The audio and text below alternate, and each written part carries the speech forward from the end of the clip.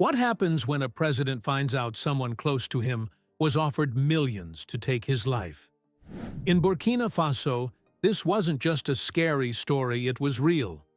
In April 2025, Captain Ibrahim Traoré came face to face with betrayal. Someone standing only steps away from him was offered $5 million to pull the trigger. He didn't. He spoke up instead. And from that moment on, nothing was the same. Traoré survived, but he knew survival wasn't enough. What came next wasn't panic or paranoia. It was a quiet, powerful shift. He didn't give speeches or make a public show. He acted with purpose. And the country has never looked the same since. Let's take a closer look at what Traoré did behind the scenes and how one failed assassination attempt transformed Burkina Faso's entire system of power. At the core of this transformation was a new approach to national security, one that valued loyalty more than titles and constant watchfulness over formal routines. The first major step Traoré took was to shake up the Presidential Guard, the same unit that had become a breeding ground for dangerous whispers and disloyalty.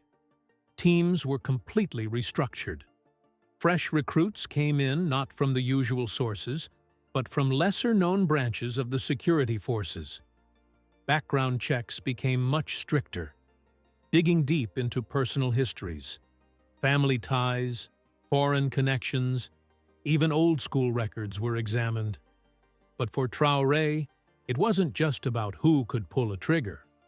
He knew that a single signal, a leaked message, or an unlocked back door could do just as much damage as a bullet. So he looked inward. Communication systems were upgraded with tight encryption, and access to phones in sensitive areas was restricted. Foreign advisors, especially those tied to international NGOs or embassies, were quietly removed from key areas of decision-making. Meanwhile, an old government office that once barely functioned, the Office of Internal Counterintelligence, was brought back to life with a new, sharper focus. Instead of just watching for outside enemies, it now kept a close eye on internal loyalties. Leaders across the country, from regional officers to ministers and police chiefs, were all re-evaluated based on their political leanings. Anyone whose beliefs or loyalties didn't align clearly with the government's direction found themselves quietly pushed out or sidelined. Traoré also expanded a force he had been building since coming to power: the Volunteers for the Defense of the Nation, or VDP. On the surface, they were regular citizens trained to defend rural areas from rebels. But behind the scenes, they became a trusted arm of state protection. Unlike the old army, which had strong links to older elites and foreign-trained generals, the VDP was made up of young people from the countryside, often poor, often overlooked, but fiercely loyal to the man who gave them not just weapons and uniforms, but purpose. With this trust came new strategies. Some VDP members were quietly moved from the front lines to more strategic areas near important government sites. Inside military compounds, others acted as quiet protectors, always watching. What Traoré was building wasn't just a force to fight rebels, it was a system designed to prevent betrayal from within. To support this, the Interior Ministry quietly launched new biometric systems officially for improving national ID efforts. But sources say the technology is also being used to track certain individuals flagged by intelligence. It's not just physical movements being followed, but digital ones too. Now, for some, all of this might sound like the actions of a dictator. But context matters. Burkina Faso isn't a peaceful country surrounded by calm neighbors. Inside the country, violence erupts weekly. Villages are attacked by armed groups with no clear allegiance. Outside forces push their agendas through aid organizations and soft diplomacy. In a place constantly under pressure from within and without, Traoré's methods may not be gentle, but to him, they are necessary. Even though the French presence hasn't disappeared entirely, it has faded into the background as the military structure in the region continues to fall apart. In this environment, Traoré's response to the threat against his life wasn't just about personal survival. It was a calculated strike against the quiet, hidden forces working against him. He didn't make a show of it. There were no flashy speeches, no media stunts, no public arrests paraded through the streets. Instead, he stayed silent on purpose. That silence itself was a weapon meant to confuse and scare those who had plotted against him. The message was clear, even though no one said it out loud. The assassination attempt had failed, someone had talked, and someone on the inside had switched sides. The would-be attackers didn't know who to trust anymore. Traoré became more cautious, more alert, and more guarded than ever. And it worked. Within weeks, rumors of more coup plots started to fade. Officers who once walked with confidence now wanted low-profile roles. Government departments began following tighter rules. Even critics from abroad, including some who once called Traoré a populist, admitted his reforms had quickly become the most effective in the Sahel region in years. But there's a problem with fortresses. Even the strongest ones can fall if the gate is left open. Traoré may have built strong walls around himself, but the bigger challenge is the ground he stands on. The real question isn't just how he defended himself, it's why he needed to in the first place. If you're passionate about Africa's full independence, drop your thoughts in the comments below. Don't forget to like and subscribe for more deep dive videos like this. Let's keep pushing forward. To understand Traoré's iron grip, we first need to understand the situation he walked into. It wasn't just political, it was dangerous and chaotic. In this part of the world, leaders don't just lose elections, they vanish. Power isn't handed over peacefully. It's often taken in the dead of night, sometimes by force, sometimes through quiet betrayal. For 5 years before Traoré stepped in, Burkina Faso was in crisis.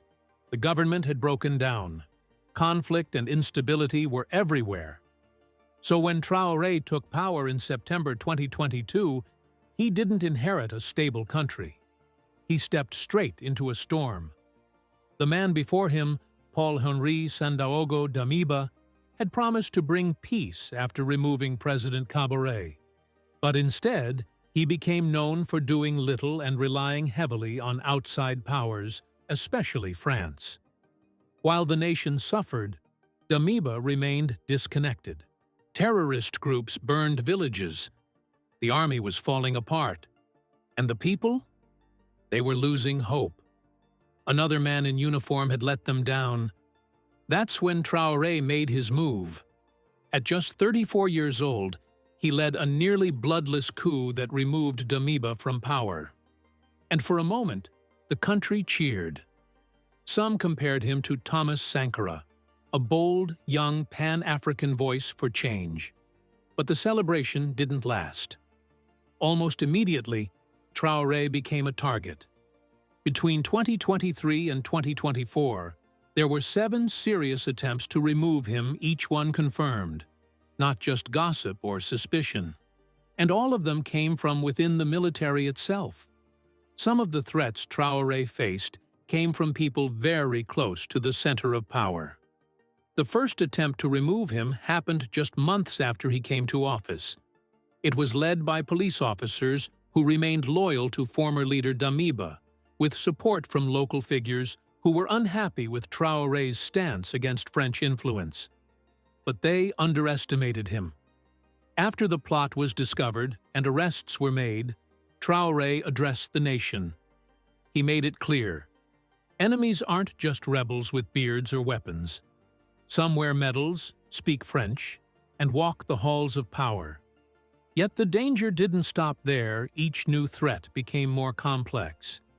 In one case, a key military base outside the capital was handed over to mid-ranking officers who had been quietly building opposition. They were upset over strict rules and unpaid salaries and had started forming secret alliances. The fourth attempt was especially worrying. It came from within the National Gendarmerie, the elite force that should have been guarding the state. That was a clear sign. Even those trusted to protect the country were now involved in plotting against it. Traoré had to adapt again and again. His enemies didn't always carry guns. Some wore suits. Others held microphones. Foreign diplomats began stepping into matters they had no business in. Aid workers stayed where they shouldn't. Political families who had once kept their heads down started speaking up again. None of this seemed random. For Traoré, it was obvious he wasn't just facing rebels in the bush. He was surrounded on all sides. Outside the capital, things were falling apart. Armed groups controlled more than half the country. The government's reach was shrinking. In many places, the national flag no longer flew.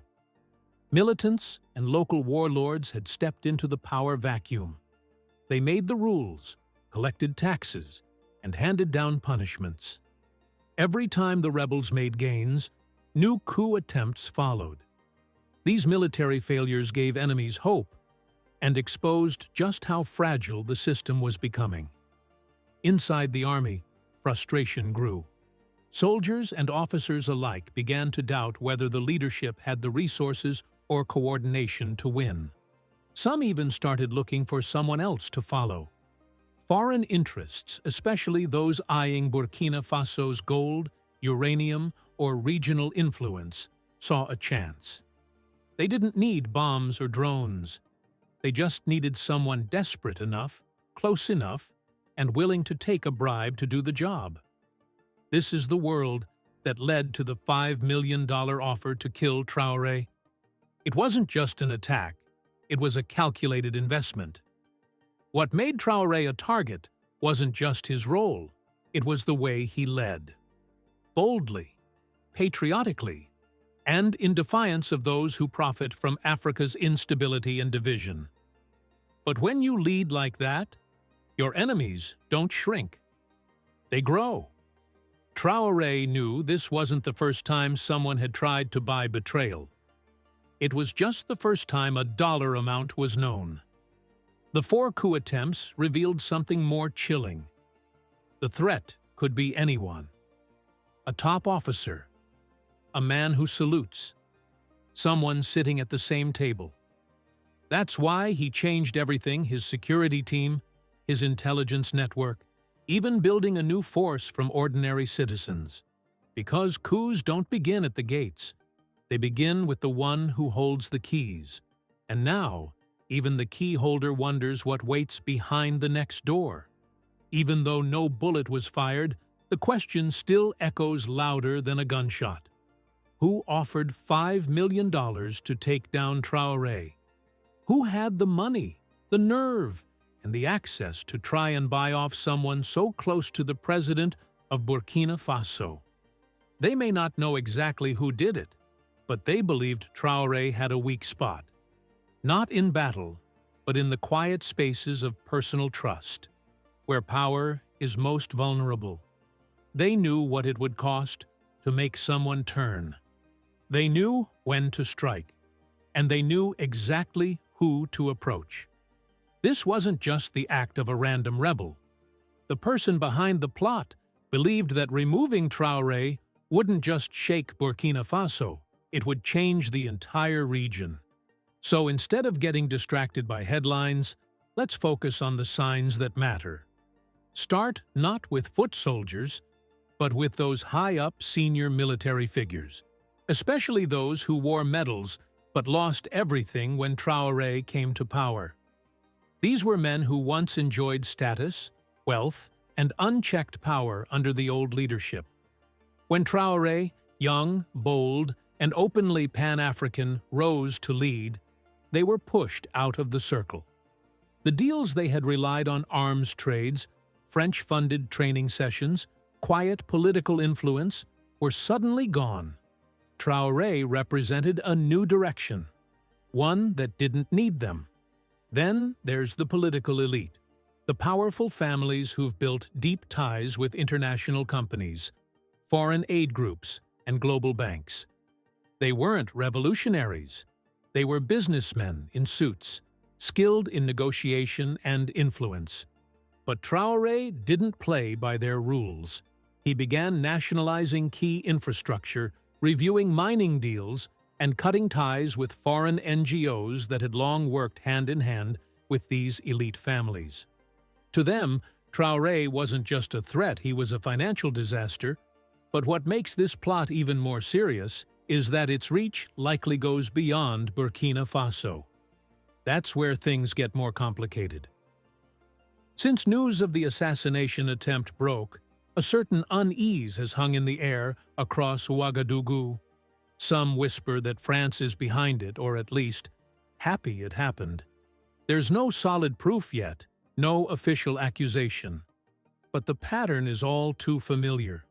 Since Traoré took office, France's control over the Sahel has collapsed one country at a time.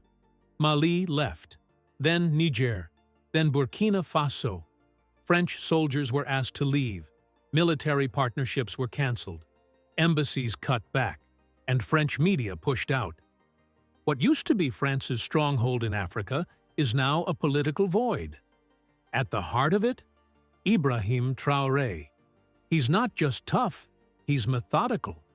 For him, removing colonial influence isn't a dream, it's his daily work.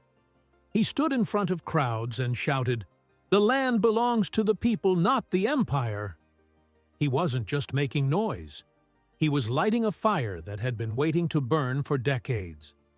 Now imagine being a former colonial power watching your grip weaken. One by one, African countries turn away. People rally around new voices. Russia starts to move in, and leaders across the continent begin to ask themselves, should we do the same? At what point does watching from the sidelines turn into getting involved? That's why many suspect that intelligence agencies might be acting behind the scenes, not through official channels, but through the usual mix: private security firms, wealthy go-betweens, psychological operations, and misinformation campaigns. These tactics have been used before, especially in unstable countries where foreign hands can slip in unnoticed. But France isn't the only power with interests here. The United States also has a stake in the Sahel.